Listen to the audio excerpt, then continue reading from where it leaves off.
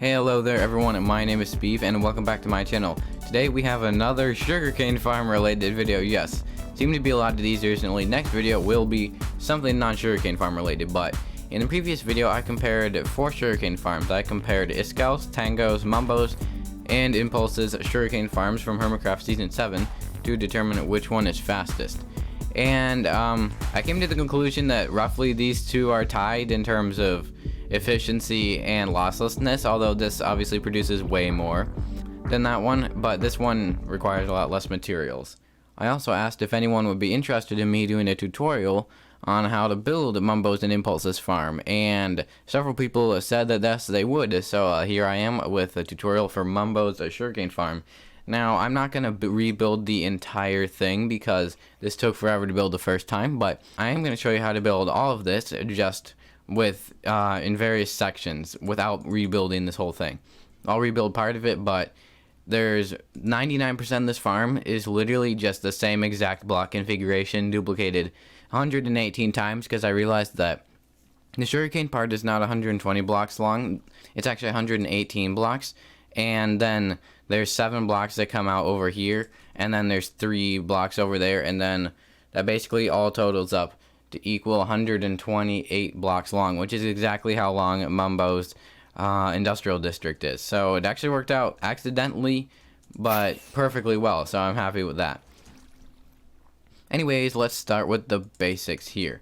And so I'm going to start just on this block, which is block number 1 out of 118, which is the sugarcane portion of this farm. So what you're going to need to do is just go up a few blocks like this, and then you're going to need to have a slab. And then you're going to come down a block and put 2 slabs like this. Also, I need to, as a disclaimer, I definitely need to say that this farm, he didn't explain exactly how long it is. He didn't show all parts of this, so a few small portions of this are just stuff that I had to fill in from just my own stuff. So it's not 100% Mumbo's farm, but it's as close as I could get it just from watching the video. Then you're going to have to come up another block like this, and then go down again, come out another 2 blocks, go back up, and then go back down again, come out 2 more blocks, and then go up again and come back down 2 more blocks, and that is the final time that you go down. Then you just go up, and that is the layout of the base of this farm. And next, you're going to need to come up here again, and you're going to need to go actually another block up on that side like that. So what you're going to need to do now is you're going to need to come out an additional 9 blocks like this, and they're all just going to need to be normal rails. So you're going to need to make a total of 10 blocks of regular track going just in that direction or whatever direction you're going in before you include the first of the powered rails. And then after the first 10 blocks, you're always going to have it be a 9 block gap interval, except at the very end, but we'll get to that in a little bit. And so all of these are obviously going to be the same thing, and they're all just the 4 areas where the sugarcane grows up. And now what you need to do is you're going to need some sand, and you're going to need to put the sand on top of these rails just like this, and you're going to have to coat the entire thing all the way down. Like I said before, this design, basically the first part here, is what's going to be going 118 blocks of this all the way down, and it doesn't change except for just the various intervals of powered rails at the bottom. Now, just to make this very clear that these blocks are included in the actual farm, we're going to use some orange wool to block off where we're going to put our water, because we put the water in the middle here in between all this sand so that you can actually plant the sugarcane. So let's get ourselves some water, and let's go ahead and dump the water into there. Oops, we don't want to, make sure you don't accidentally waterlog the slab like I did, because that will mess stuff up. When I was building this the first time, I accidentally waterlogged the slab that caused a lot of stuff to get flooded, and it was not fun. But you're not going to have obviously the orange wool when you're actually building this, because it'll just be more water, or it'll be blocked off by other blocks, which we'll actually be swapping out for in a little bit. But now this is where you actually put the sugarcane in, and you just put sugarcane on top of all the sand like that, and then you're going to need some leaves. So let's just use some oak leaves, and you're going to need to put leaves on top of this water just like this. And now you should have 4 rows of sugarcane and 5 rows of leaves, and 5 rows of water going all the way down. As you can see here, we have all of that, which means that this tiled area right here, minus the orange wool, is what you're going to be building all the way down, 118 blocks of this, to build the exact size of Mumbo built. You don't actually have to make it 118. You can make it as long or as short as you want, but for Mumbo's design, we are doing 118 blocks. Now let's talk about the top section here. And the top section starts, let's see, so from this block here, it is exactly 6 blocks taller than the bottom section. So basically, starting from this block, it's 1, 2, 3, 1, 2, 3, and then this next block up here is a slab. And I accidentally built this 1 block lower, like the whole thing is 1 block lower than the corresponding side, so that's unfortunate, but that is how much taller this top area is here. And then you're just gonna have to repeat the same pattern up here. So it comes down, and then it comes down even more, and you have just it comes down even more, and you have the middle area with the rails. And so I'm just gonna go ahead and build this up so that you can see what it looks like on top. Alright, as you can see here, we have a copy of the bottom layer on top here, and it's an exact replica, and it also goes 118 blocks down in that direction. And the situation with the rails is also the exact same as on top, where it's 10 first and then it goes 9 all the way down, except for at the very end, but we'll get to that later. Now let's talk about this end portion, because I'm going to be showing you how to build the entire end portion here, because it's, well, it won't, oh my gosh, I broke that. It won't take that long, and it's not terribly hard. Well, it was hard to figure out, but it's not that hard to build. So we're going to need some hoppers, and there we go.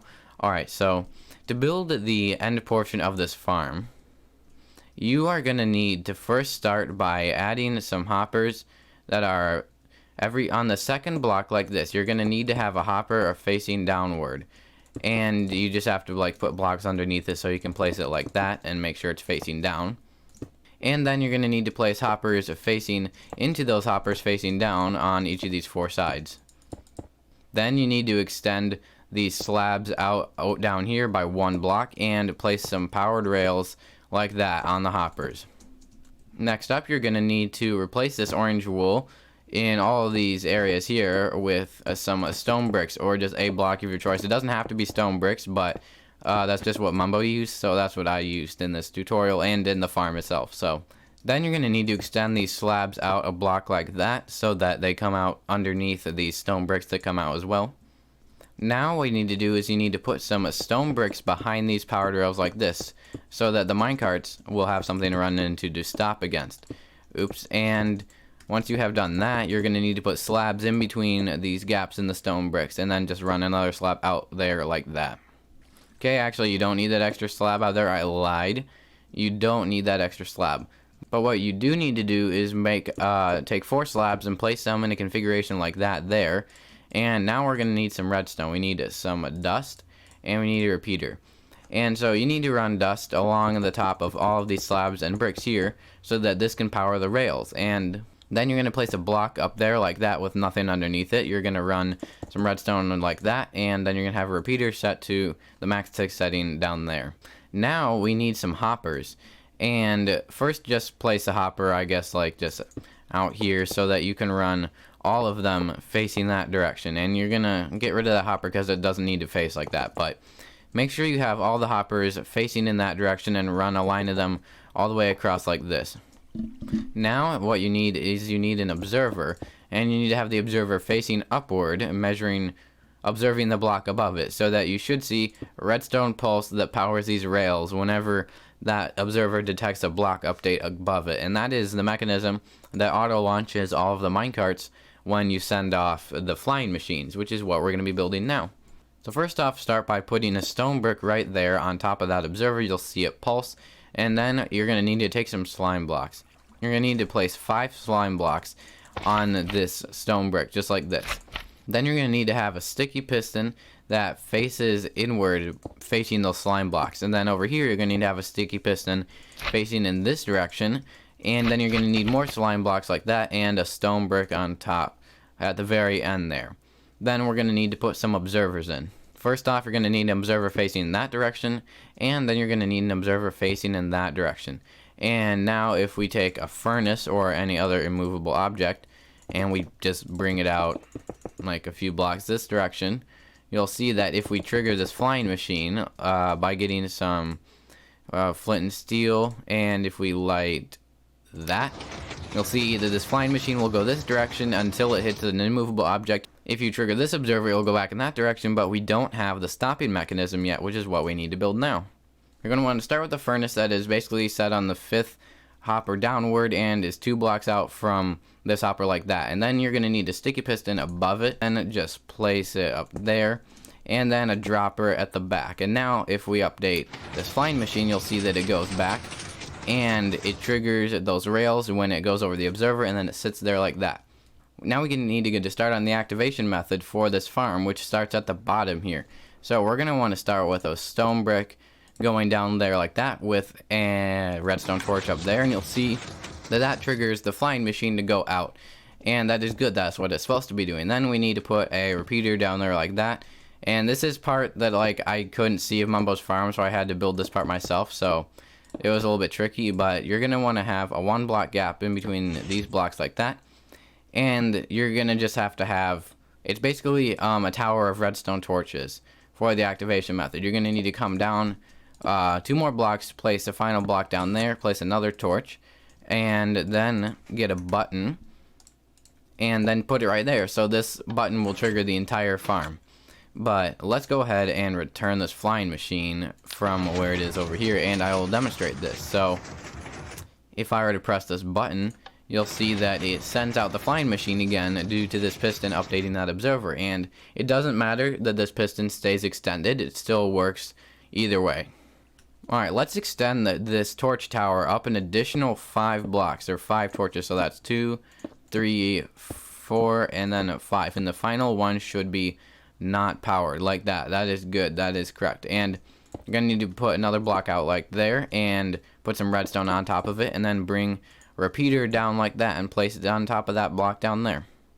And actually that block needs to be a dropper, not just any old block, so let's make it a dropper. Then place the repeater on top of there, and then a sticky piston facing that direction. This may seem familiar now because it's an exact copy, or well, part of it is a copy of the other thing. Then we're going to need a furnace like that, and that is the sending off mechanism for the second flying machine on top.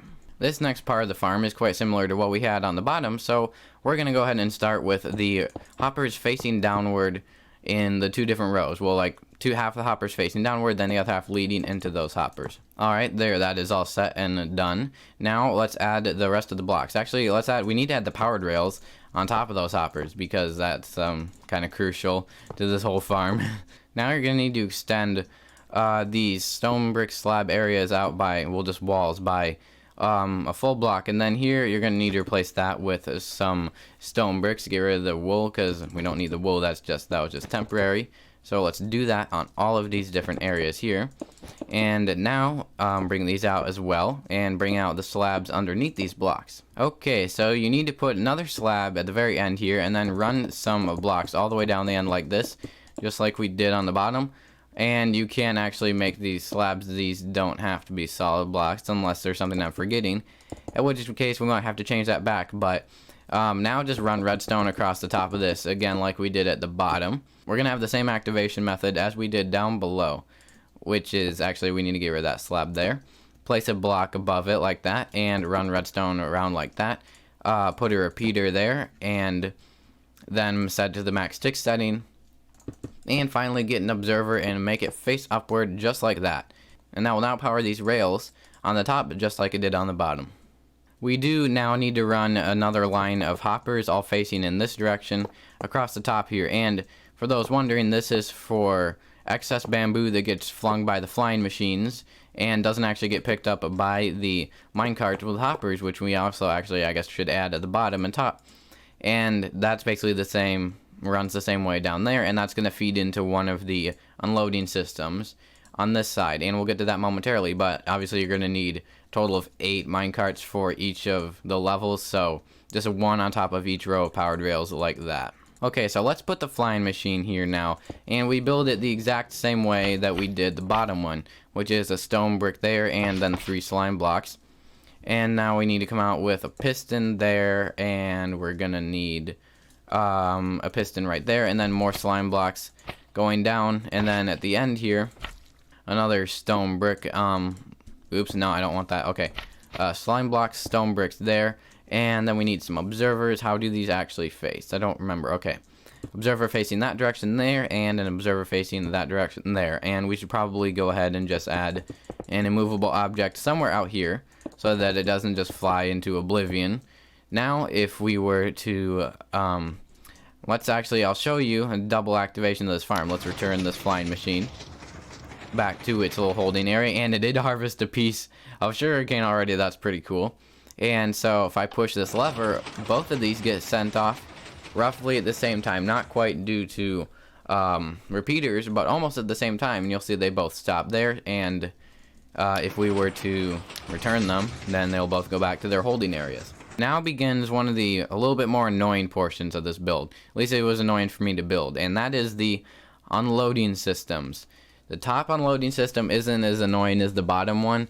Actually, wait, it probably, because of the way you have to squeeze this in here, it is actually more annoying. So the bottom one at least doesn't have to worry about a bunch of redstone trying to fit around it. But you're going to want to come out 2 blocks here, and then you're going to need to have a dropper that faces downward like that. And then these 2 blocks need to turn into, you need to make those hoppers. And you're going to have to do that at all 4 of these areas. Oh yeah, and I should have mentioned, I didn't realize this when I was first building it, but these ones are actually not supposed to be facing down. They need to be facing into hoppers that way, so just facing out. I forgot to mention that when I was actually building this the first time, so sorry about that. Now you can probably start to see what I mean about not being much room for a water stream here, because we have to fit a water stream in between all of this redstone. This was a huge pain to figure out, but luckily I was able to figure it out. So you're going to need to place some more blocks in between here, and then we have to make the auto dropping circuits, which isn't all that hard. You can use slabs even. You don't need to use full blocks. So let's switch to slabs. Come out basically 6. You're going to need to have 6 slabs, so basically 2 by 3. And now we need to get ourselves some comparators and repeaters. So just have a comparator that measures that dropper, and then repeater, and then just run redstone around like that, and that makes the auto dropping clock.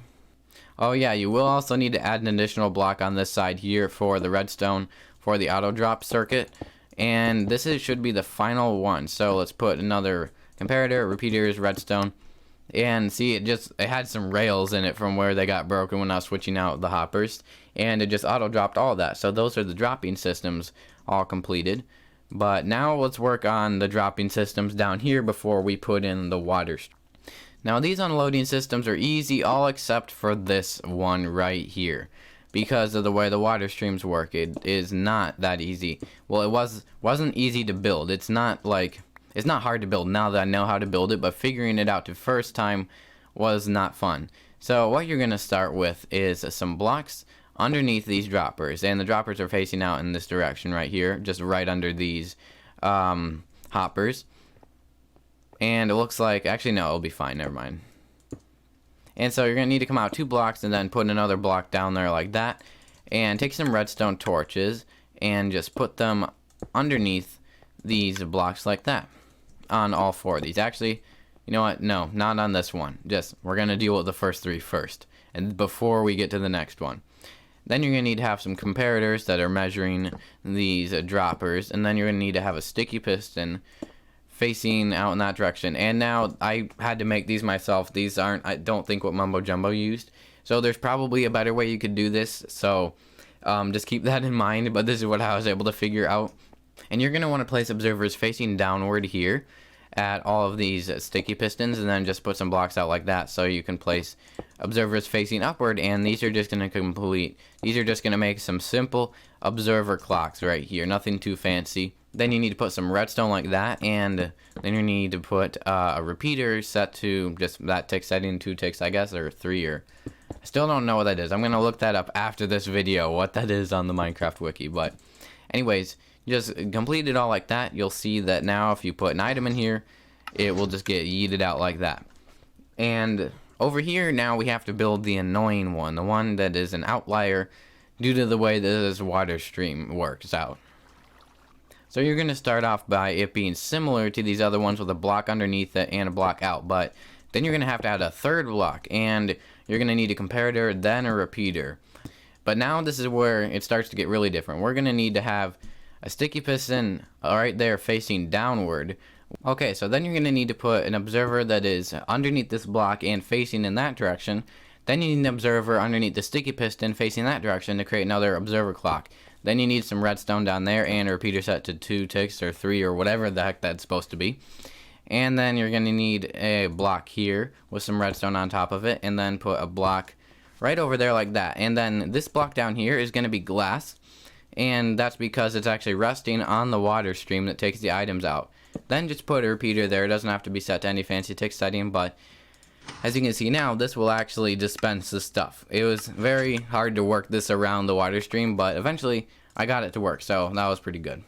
Alright, let's now connect up these other hopper chains. And the way this bottom one works is you just come out an additional 2 hoppers like that, and then you just have a hopper chain going down with this feeding into it so that any excess items just go to here. As you can see, they actually were some excess items, so it just went down. But then also, you're going to have another hopper chain that literally runs the entire length of the farm. Now this is optional. This is if you want like 100% losslessness.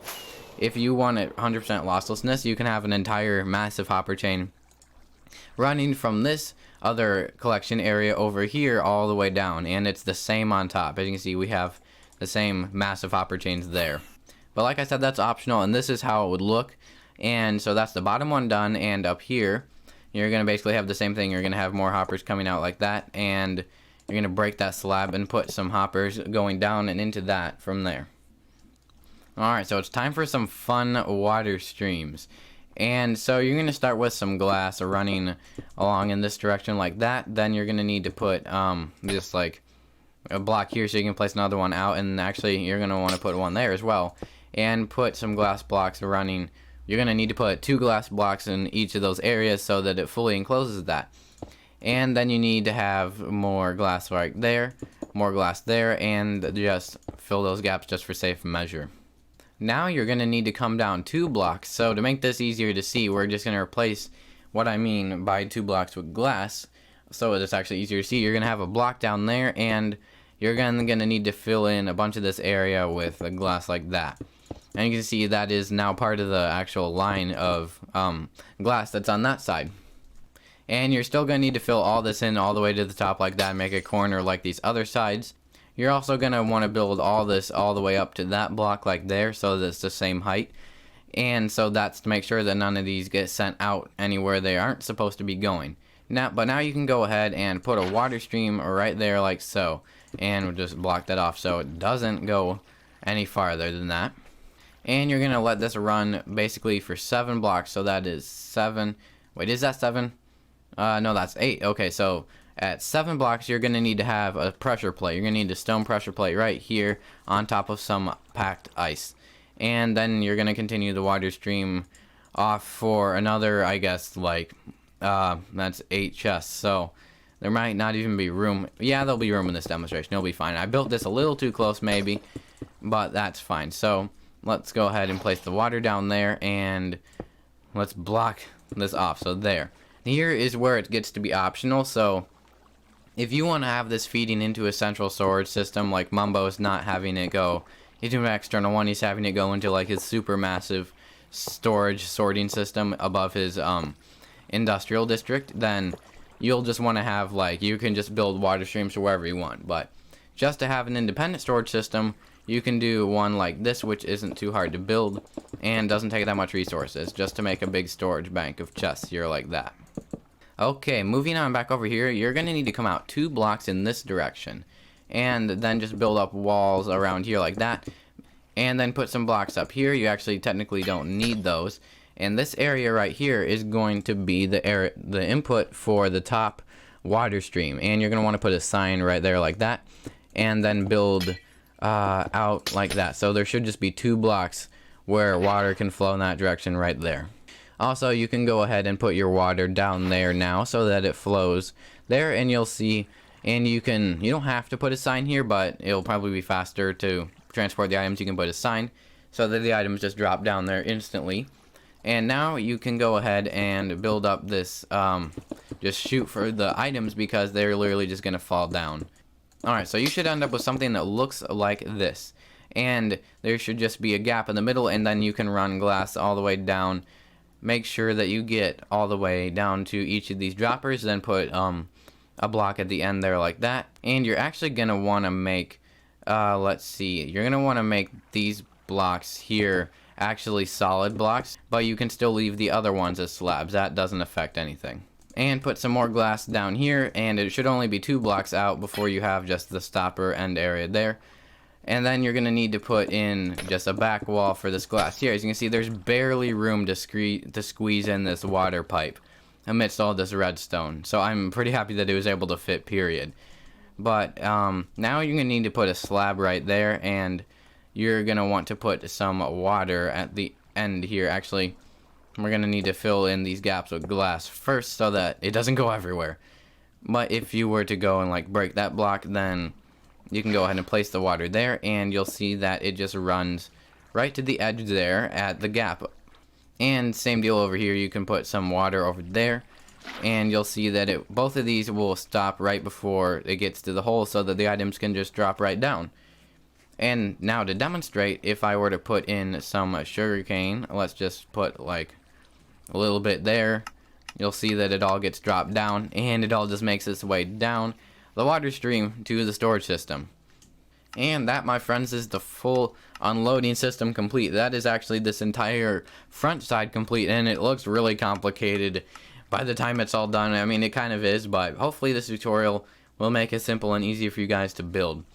And obviously, like before, if you push this, it will send both the flying machines off. It actually harvested some sugarcane. That's funny.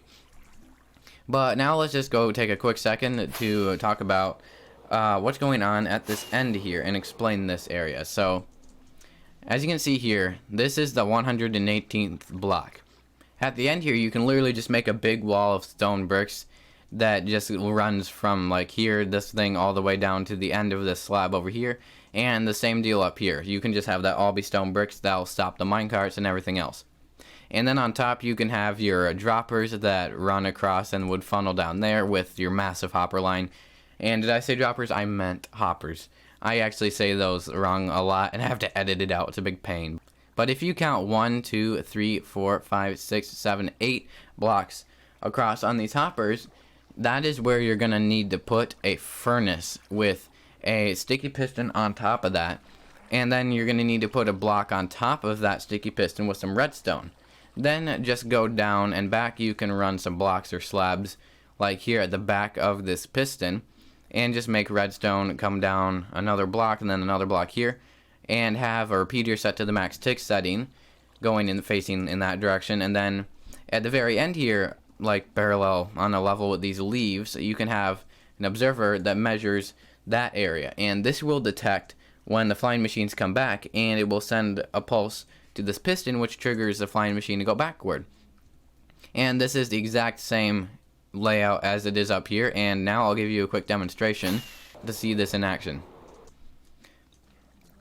Alright, so we press this button and both these flying machines go off, and we'll see the minecarts are going off as well, and it's just harvesting all the sugarcane. As you can see, the reason that we have these other hoppers is that the sugarcane, some of it gets pushed along by the blocks and some of it gets left behind, but that stuff will all get picked up by those hoppers at the end.